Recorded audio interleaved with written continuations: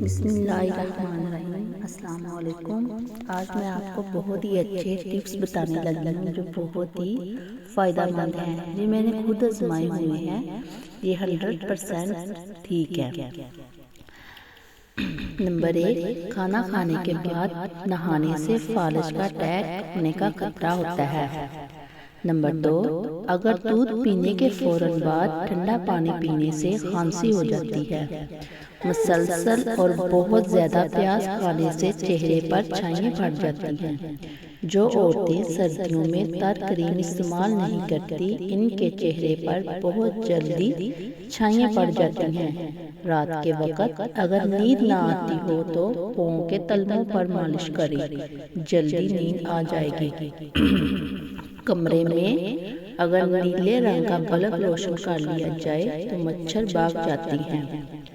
روٹیوں کو تازہ رکھنے کے لیے روٹیوں میں ایک ٹکڑا ادرک کا رکھ دیں، روٹیاں سارا دن تازہ رہیں گی۔ رات کو سونے سے پہلے کوئی بھی پھل نہیں کھانا چاہیے، کیونکہ یہ پھل کھانے کا سب سے برا وقت ہوتا ہے۔ اس وقت لگانے سے آپ کا شوگر لیول بڑھ سکتا ہے۔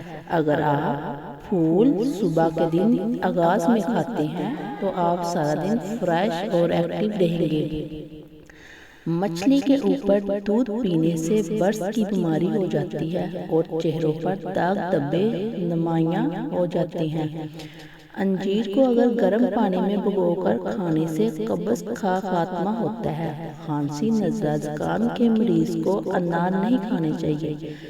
مچھلی کو تلتے وقت اگر اس پر تھوڑا سا کارن فلور لگا دیا جائے تو تلتے وقت مچھلی کے قاتل ٹوٹیں گے نہیں۔ ٹماٹروں کے سرے پر اگر موم لگا کر رکھ دی جائے تو ٹماٹروں کے کئی دن تک تازہ رہتے ہیں۔